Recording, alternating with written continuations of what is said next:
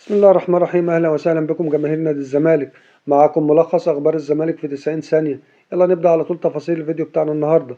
الزمالك انهى أزمة محمد السيد بعد وصول عرض رسمي، والإدارة وافقت على رحيله في الفترة الحالية، خاصة إن عقده قرب يخلص وده لتفادي خروجه مجانا.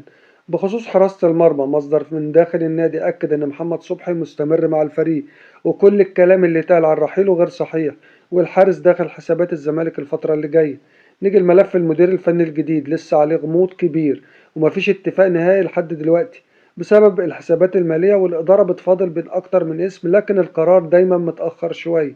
كمان في جلسة منتظرة خلال ساعات بين إدارة الزمالك واللاعب محمود بن تايك بعد أزمة فسخ العقد، والاتجاه لمحاولة الحل الودي وإنهاء الموضوع بدون تصعيد. أما عن ناصر ماهر، فالزمالك كلف محامي النادي بمتابعة موقف اللاعب قانونيا، وبيتم التعامل مع الملف بهدوء لحفظ حقوق النادي.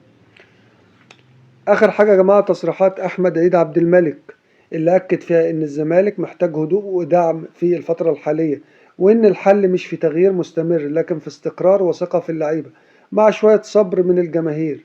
ودي يا جماعة كانت أهم أخبار الزمالك في 90 ثانية. تابعونا لكل جديد إن شاء الله.